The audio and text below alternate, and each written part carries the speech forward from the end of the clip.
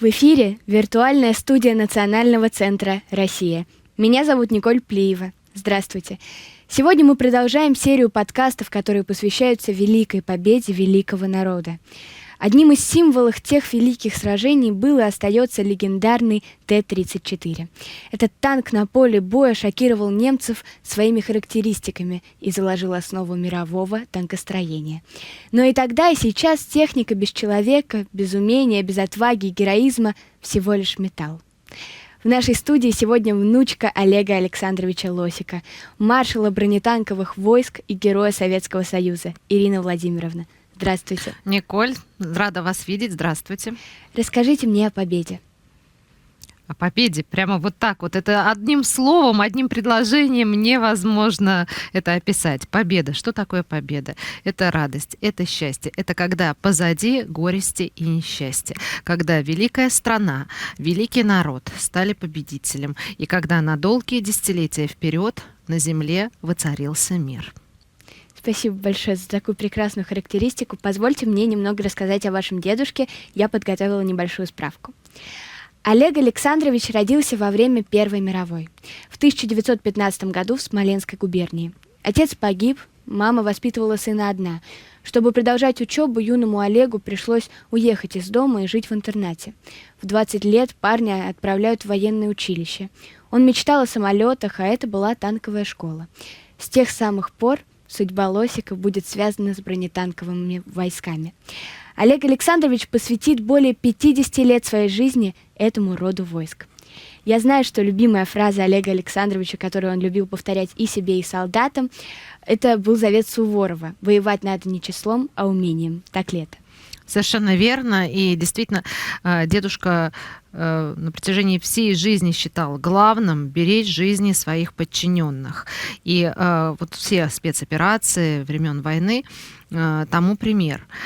И часто даже, вот, например, если взять Ельнинскую операцию, где он был командиром 119-го отдельного танкового полка, был приказ брать Ельню в лоб. Там были немцы на достаточно таком возвышении, были серьезные укрепления у противника.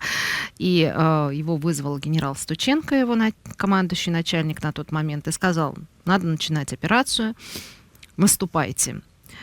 И дедушка сказал, что нет, это неправильно так действовать, потому что будет гореть техника, будут погибать его люди. Это отправлять людей на верную смерть. Но вы понимаете, военное время, невыполнение приказа — это очень серьезная вещь. Но к чести Стученко, надо сказать, он вызвал вышестоящее руководство армейское, вызвали дедушку, он сделал доклад, обосновал все свои предложения, обосновал, почему он считает, что вот именно вот такая стратегия, предложенная Стученко, неправильная. Ему сказали: хорошо, Олег, действуй, но имей в виду, что за все ты будешь нести ответственность, в том числе и в случае неудачи. И это действительно было правильное решение. То, как он предлагал брать Ельню, его 119-й полк первым вошел в Ельню, и Ельня была освобождена, затем полк стал Ельнинским. И дедушка был награжден орденом достаточно серьезным за эту Ельнинскую освободительную операцию. Впоследствии он стал почетным гражданином города Ельня. Тем более родом он из Смоленской области, из соседнего Ярцева. Но, собственно, и на протяжении всей войны и всей своей дальнейшей многолетней службы он применял именно такую тактику: беречь людей, сохранять им жизни, минимально рисковать жизнями солдат и офицеров. Ваш дедушка еще до Великой Отечественной на войне с финнами проявил себя и в 20 лет уже стал командиром. Расскажите об этом, пожалуйста.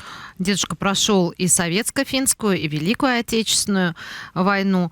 У него было очень раннее взросление, ну, как, наверное, и у всех людей его поколения. И, вы знаете, вот дедушка закончил войну в возрасте 28 лет, и уже будучи полковником и героем Советского Союза. Для меня это всегда был некий такой рубеж, вот 28 лет, а что ты сделал в своей 28 лет, какую пользу ты принес государству, какие за твоей спиной уже есть достижения. Потому что, конечно, далеко не каждому человеку к 28 годам удается пройти такой большой путь. Это правда. На лето 1941 года в Советском Союзе количество танков и их техническое состояние оставляло желать лучшего. Еще хуже обстояли дела с личным составом. Как ваш дедушка вспоминал начало войны? Вот с какими сложностями, возможно, пришлось столкнуться? Начало войны застало его на Украине. Он с первого дня, можно сказать, на фронте. Конечно, можно сколько угодно тренироваться, участвовать в учениях, все это в теории обсуждать и говорить, но когда начинается реальная война, когда начинаются реальные боевые действия, мало кто на 100% к этому готов, потому что теория очень сильно отличается от практики. И это показывает опыт всех военных конфликтов, войн, спецопераций. Нужно какое-то время, чтобы адаптироваться, чтобы наладить логистику, чтобы модернизировать под нужды технику, людей настроить и так далее, и так далее. И, конечно, сложно было очень. Нашла в архивах из воспоминаний Олега Александровича, и сейчас будет цитата. Как раз к началу контрнаступления под Сталинградом наша промышленность сумела произвести достаточное количество танков. В основном это уже были 34-ки. Это же настоящее чудо было. Никакая страна, кроме Советского Союза, такого бы сделать не могла. Ирина Владимировна, что вам рассказывал дедушка о новой технике и о каком-то новом подходе военном? Конечно, было много новаторства применено. Появлялась новая на тот момент техника, которой не было. Дедушка рассказывал в том числе про операцию «Багратион». Это уникальная операция. Она известна всем, даже людям, не только которые увлекаются историей и военным делом. Эта операция «Багратион» попала во все учебники по военному искусству. Потому что именно, например, в этой операции «Багратион» было применено много нового. Впервые в ночное время суток танки шли на рейде. Это тоже очень опасно, очень сложно, да, когда сложно отличить, где свой, где чужой. Багратион со всех точек зрения уникальная операция. Очень помогали, например, им партизаны. В Беларуси очень мощное партизанское движение. И вот ведь там вокруг топи, болото, и техника просто вязла и не могла идти дальше. И чтобы этого не происходило, а было движение вперед войск, партизаны вручную прокладывали для танков настилы. Вы представляете, какой-то адский труд, и тоже вообще требует самоотверженности и героизма. Вот если мы говорим про освобождение Беларуси и про операцию вот эту «Багратион», в ней было очень много всего нового, что применялось впервые. Но, наверное, без новаторского подхода, без новой техники, которая превосходила бы по своим возможностям технику противника, невозможно победить. И, конечно, война является определенным толчком и для промышленности, и для научной мысли. Безусловно, это огромный рывок происходит. Возможно, дедушка вам рассказывал, какая вот лично для него операция была, возможно, самой тяжелой. Может быть, как раз-таки операция «Багратион». Я бы, наверное, не стала проводить такую вот градацию, какая самая тяжелая операция, какая самая любимая операция. Но, конечно, одним из знаковых моментов времен Великой Отечественной для дедушки явилась операция именно «Багратион», освобождение Белоруссии. И за освобождение Белоруссии он был достоин звания Героя Советского Союза. Идет стремительный, неудержимый вал советского наступления. Освобождены Витебск, Бобруйск, Жлобин, Орша, Могилев. Сломав оборону немцев, подвижные отряды наших войск устремились в глубину территории, занятой врагом. Глубоким обходным маневром войска 3-го и 1-го белорусских фронтов вышли на важнейшие коммуникации противника и приближаются к столице Белоруссии. На рассвете 3 июля 1944 года советские войска, танкисты 4-я гвардейская танковая бригада 2-го Тацинского корпуса ворвалась в Минск и освободила город. И на самом деле до этого было предпринято огромное количество попыток, чтобы войти в Минск, но все они заканчивались неудачно. Несколько суток дедушка и его боевые товарищи, они не спали. И, как говорят его сослуживцы, у него уже было лицо буквально серого цвета. была колоссальная, огромная усталость. И после освобождения города, когда уже операция эта завершилась, он больше суток просто спал, чтобы хоть как-то восстановить свои силы. Мы понимаем, что нет людей, которые не боятся. Вот скажите, пожалуйста, Олегу Александровичу иногда было ли страшно, или вот этот характер, закаленность, она позволяла ему как-то не обращать внимания на все эти ужасные события? Вы знаете, не боятся, как я думаю, только дураки. Любой здравомыслящий человек, конечно, он боится. Но кто-то может совладать со своим страхом, а кто-то нет. Кто может, тот и сильный человек, и мужественный, и волевой. Вот и все. А если ты не боишься, ну, это вызывает вопросы. Если человек совершенно напрочь бесстрашный, у него отсутствует инстинкт самосохранения, и плюс он не бережет жизни тех, кто рядом с ним, ну, это опасный человек. Ваш дедушка и бабушка Галина Давыдовна познакомились как раз на Сталинградском фронте. Она была сотрудницей армейской газеты, он уже начальником штаба и подполковником. Это была любовь с первого взгляда? Я думаю, что это была любовь с первого взгляда. Бабушка выехала из блокадного Ленинграда и приехала к своему старшему родному брату на фронт. И на тот момент старший бабушкин брат был дедушкиным командиром. И вот как дедушка с бабушкой тогда увиделись, они больше с тех пор не расставались, и вместе они прожили долгую и очень счастливую жизнь. У них были очень-очень красивые отношения. Они прожили вместе 53 года. Поэтому я думаю, что да, наверное, это была любовь с первого взгляда. Бабушка была надежным дедушкиным тылом и опорой. Он никогда не думал, как там дома у него обстоят дела, что там с бытом, потому что он прекрасно знал, что там все идеально, благодаря бабушке, потому что домашнее хозяйство, воспитание детей, бабушка с дедушкой воспитали прекрасных, достойных детей. Это все требует огромного труда. Поэтому он мог полностью отдавать себя служению Отечеству, потому что он знал, дома у него всегда все в порядке. Каково это быть внучкой маршала? Непросто, могу сказать вам сразу. Это очень ко многому обязывает. Во-первых, это безумная, с одной стороны, гордость за семью. Большое счастье быть ребенком, рожденным в такой семье, иметь такого деда.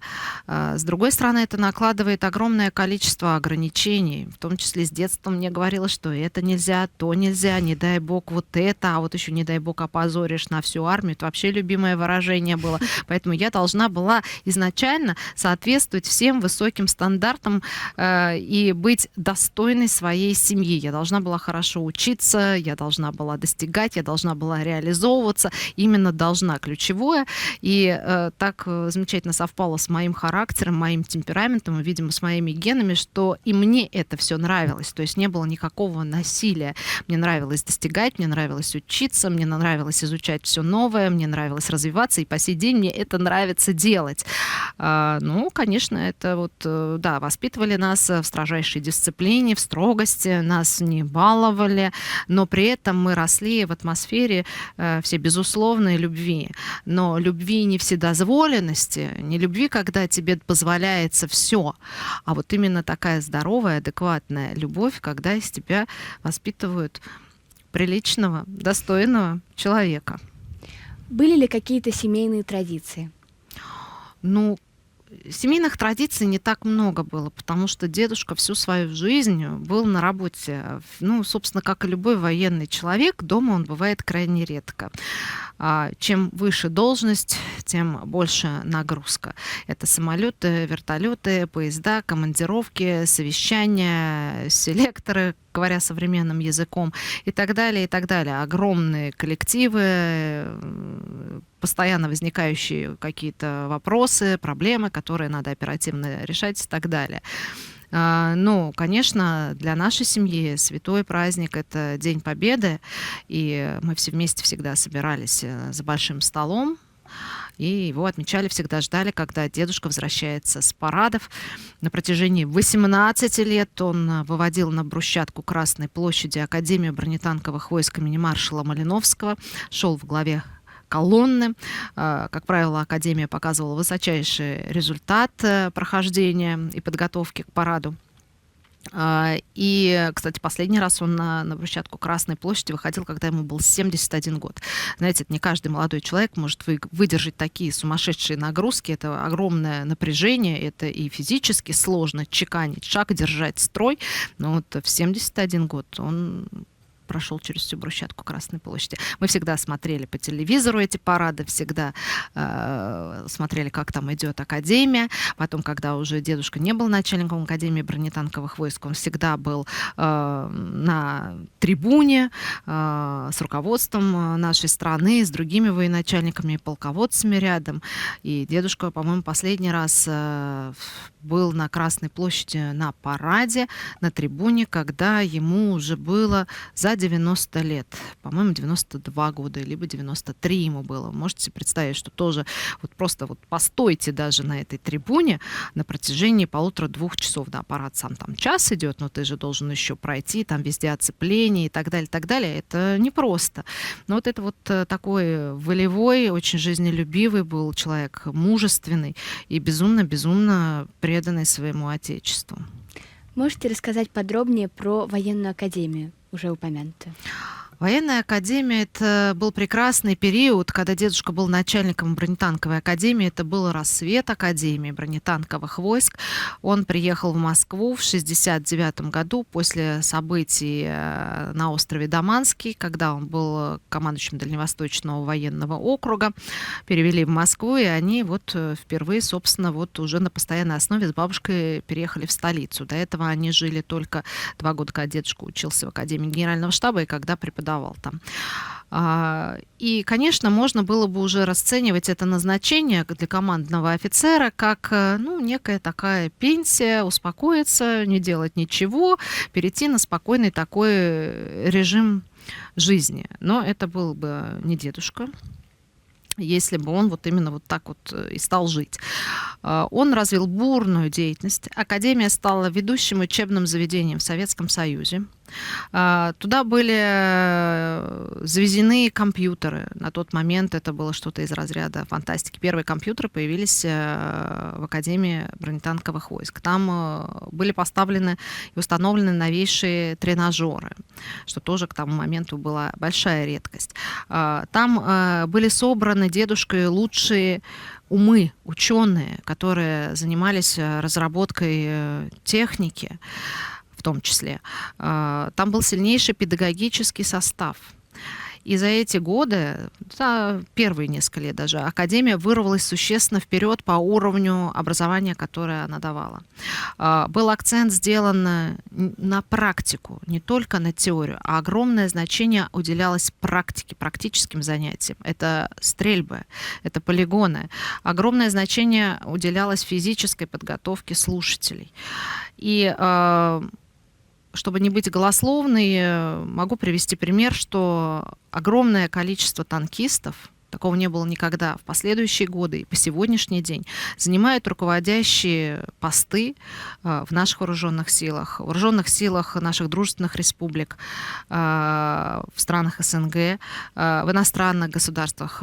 Офицеры приводили статистику, порядка 120 высокопоставленных танкистов, генералов занимают огромные должности. Это главкомы сухопутных войск в различных странах, и в том числе у нас. Это начальники Генштаба, министра обороны становились и становятся дедушкины ученики. Никогда такого количества танкистов именно на руководящих должностях не было. И это, конечно, отдельная гордость и заслуга дедушкина. Каким именно дедушкой для вас был Олег Александрович? Строгим, справедливым, интеллигентным, мужественным, дисциплинированным, безумно красивым, очень интеллигентным. Это образец для подражания. И я счастлива, что до 32 лет он меня воспитывал. Он действительно меня воспитывал. И даже когда мне было и 30, и 31, и 32. Это счастье жить рядом с таким человеком. Конечно, ты, может быть, не в полной мере, особенно в детстве, осознаешь, с каким легендарным человеком ты живешь. В первую очередь для тебя дедушка. Но масштаб личности, конечно, очевиден, понятен. И мы воспитаны в глубоком уважении и почитании нашего дедушки. Ну и тем более, что мы просто это все наглядно, это все было, это не на словах, это не были созданы какие-то образы специальные. Это все подтверждалось его делами, поступками, то, как о нем говорят, отзываются сослуживцы, его воспитанники, все, кто его знал по сей день, что мне крайне приятно. И они говорят это не потому, что мне хотят сказать что-то такое, чтобы мне понравилось, а они говорят это искренне, сердечно, вспоминают добрым словом. Вот показательна человеческая память. То, как говорят о тебе люди. Спасибо вам большое. В нашей студии сегодня была внучка Олега Александровича Лосика, маршала бронетанковых войск и героя Советского Союза Ирина Владимировна Лосик. Я Николь Плиева, напоминаю, что это проект Национального центра «Россия. Расскажите мне о победе». Увидимся!